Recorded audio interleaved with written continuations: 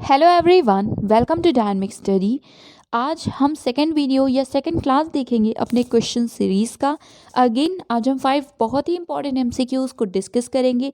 ये वीडियो जो 2021 के नेट के पेपर्स होंगे उनके पेपर 1 के लिए बहुत ही इंपॉर्टेंट होने वाले हैं।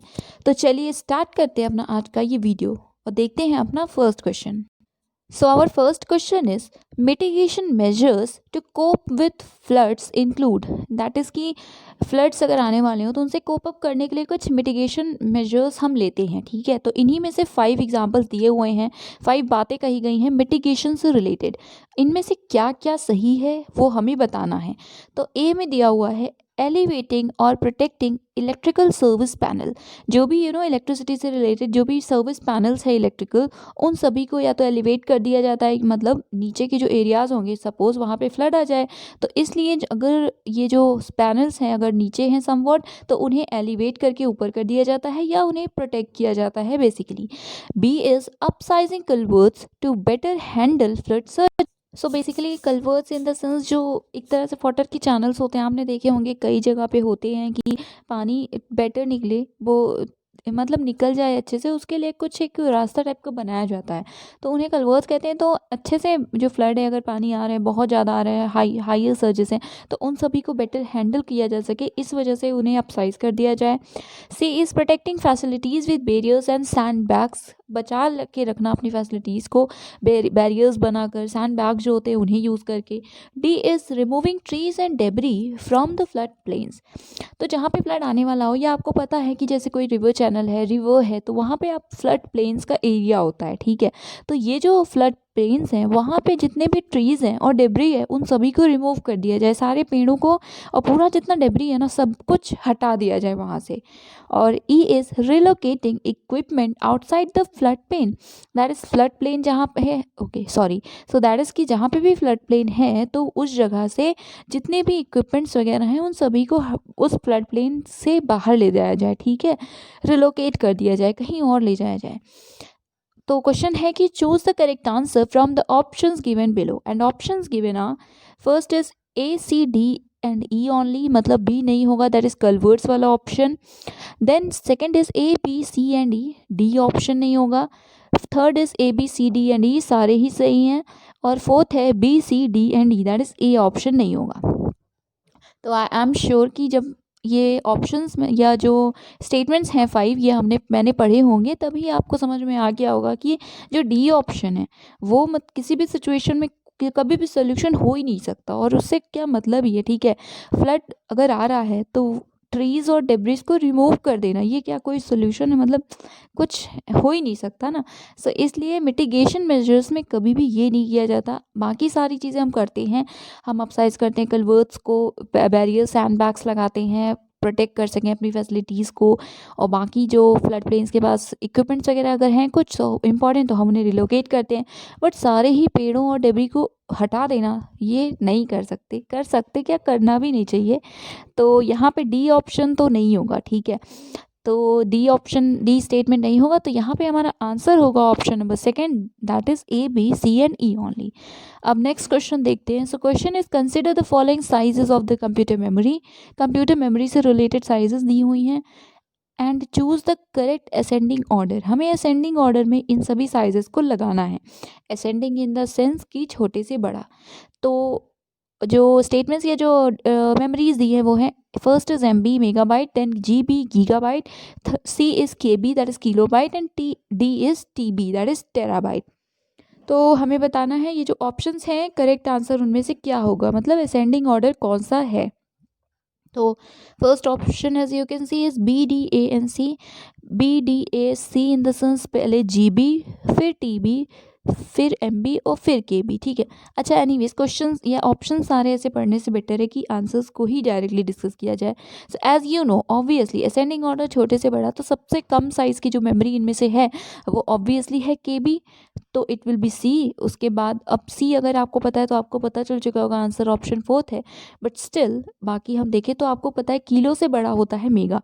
सो first there will be kilo, then it will be a that is megabyte, उसके बाद gigabyte, so B will be the option है। और लास्ट में होगा टेराबाइट, वो सबसे बड़ा होता है, ठीक है, इनमें से।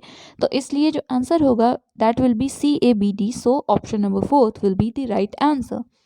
तो अब नेक्स्ट क्वेश्चन देखते हैं। So question number 3 is a teacher in a particular college assigns percentile ranks to indicate his or her students' performance in the unit test conducted। तो एक टीचर हैं किसी कॉलेज में जिन्होंने परसेंटाइल रैंक्स दिए अपने स्टूडेंट्स को, उनकी परफॉर्मेंस को मतलब परसेंटाइल रैंक्स के अकॉर्डिंग बताया यूनिट टेस्ट जो उन्होंने कंडक्ट किया उसमें। What type of assessment procedure will it be called. तो इनमें से जो ऑप्शन दिए उनमें से कौन सा असेसमेंट प्रोसीजर है जो हम इस पर्टिकुलर एग्जाम्पल को कहेंगे। तो ऑप्शंस हैं, फर्स्ट है क्राइटेरियन रेफरेंस्ड, सेकंड है नॉन रेफरेंस्ड, थर्ड है फॉर्मेटिव असेसमेंट, या फोर्थ है समेटिव असेसमेंट। तो ये question if I am not wrong English के ही नेट के पेपर में आया था 2020 में। तो और इंग्लिश और कॉमर्स और हिंदी में परसेंटाइल मार्क्स भी दिए गए हैं, ठीक है। तो इस क्वेश्चन का आंसर जो होगा वो होगा नॉर्म रेफरेंस। तो आपको पता है परसेंटाइल क्या होता है। सपोज़ कि अगर आपको सपोज़ आपको 95% या 95 परसेंटाइल मिला हुआ है, इसका मतलब कंपैरिजन किया गया है। You have got more marks than 95% of the students, that is अगर 100 स्टूडेंट्स ने दिया तो आपके मार्क्स 95 जो स्टूडेंट्स थे उनसे बेटर हैं। ये हमारा जो परसेंटाइल है वो बेसिकली एसेस करता है, ठीक है। तो यहाँ पे ये जो एग्जाम्पल होता है जैसे परसेंटाइल, तो वो नॉर्म रेफरेंस का एग्जाम्पल होता है।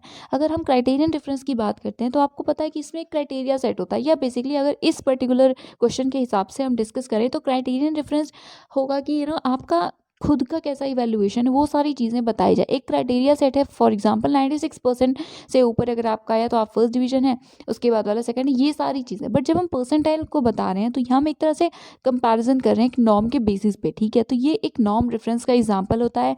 हमेशा याद रखिएगा परसेंटाइल जो होते हैं या इवन IQ टेस्ट भी, ये एक नॉर्म रेफरेंस का एग्जाम्पल है। बिकॉज हम किसी से एक तरह से कंपैरिजन कर रहे हैं, you are better than this मतलब this much of students, correct. और फॉर्मेटिव और समेटिव तो आपको पता ही है कि फॉर्मेटिव में हम स्टेप बाय स्टेप किस मतलब मंथली या ऐसे टेस्ट को सब इंक्लूड करते हैं तो वो होता है। समेटिव में हम एक जो ईयरली एग्जामिनेशन है वो इसका एग्जाम्पल है।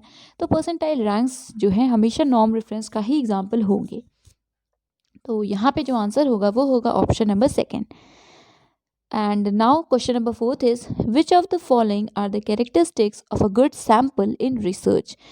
इनमें से कुछ कैरेक्टरिस्टिक्स दी हुई हैं एक सैम्पल की, तो इनमें से कौन सी कैरेक्टरिस्टिक्स ऐसी हैं जो कि एक गुड सैम्पल अच्छे सैम्पल की हैं रिसर्च में।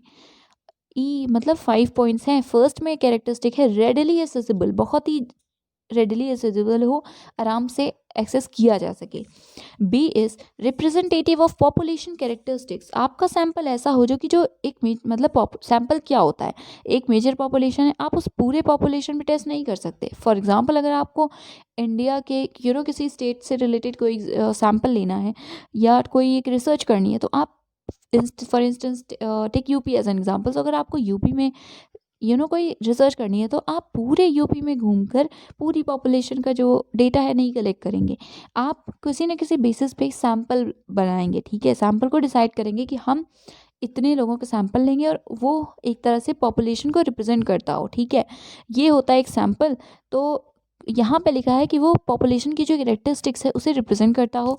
सी is serving the personal considerations of the researcher, आप एक रिसर्चर हैं तो आपकी कुछ पर्सनल भी कंसिडरेशंस होती हैं, तो उन्हें जो सर्व करे जो उनके अकॉर्डिंगली उनके अनुरूप हो उस पर्टिकुलर सैंपल को ले, या ये एक कैरेक्टरिस्टिक होनी चाहिए। एक सैंपल अगर आपका अच्छा तभी माना जाएगा जब आप ऐसा करेंगे। D is precision and accuracy in approximating the parameters, parameters को जब हम अप्रॉक्सीमेट कर रहे हैं तो उसमें एक्यूरेट और प्रिसाइज होना चाहिए उसे। और E is freedom from bias, that is उसमें बायसनेस नहीं होनी चाहिए। तो इसमें करेक्ट आंसर क्या होगा, फर्स्ट में दिया हुआ है A, B and C, that is D और E नहीं होगा। देन सेकंड है B, D and E, third है B, C and D only, and fourth है C, D and E only.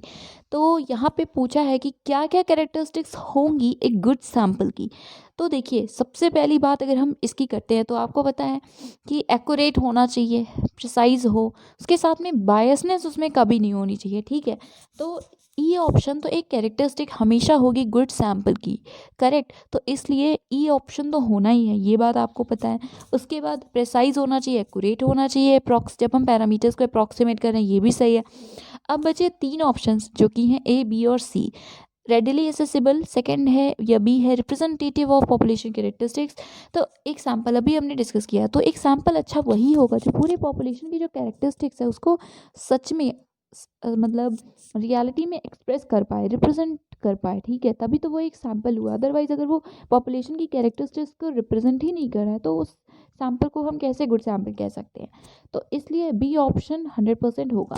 तो जब बी और डी और ई तीनों ही कैरेक्टरिस्टिक्स होनी चाहिए गुड सैम्पल में, तो यस हमारा आंसर हो जाएगा ऑप्शन नंबर सेकेंड, करेक्ट। और ए और सी जो है हमारे वो ऑप्शंस गलत हैं, गलत इन द सेंस कि गुड सैम्पल की कैरेक्टरिस्टिक्स नहीं है। तो अब हम देखते हैं अपना आज का last question. So question 5th is A's father has 5 sons. Name of 4 sons are M, O, Q and S. What is the name of his 5th son? A के जो फादर हैं उनके 5 सन्स हैं, उनके 5 बेटे हैं, पुत्र हैं 5 उनके, और जो 4 सन्स हैं 4 बेटों के नाम दिए हुए हैं M, O, Q and S, correct. और अब पूछा है 5th बेटा जो है उनका, 5वां बेटा, 5वां पुत्र, उसका नाम क्या होगा। तो बताइए, ऑब्वियसली ए के फादर हैं तो ए भी उनका बेटा होगा, तो जो आंसर होगा वो होगा ए, दैट इज मतलब ऑप्शन नंबर 3 होगा, जो कि है ए। तो आंसर है हमारा ऑप्शन नंबर 3। तो यस, ये थे हमारे आज के 5 questions. Thank you so much, keep on watching, keep on learning.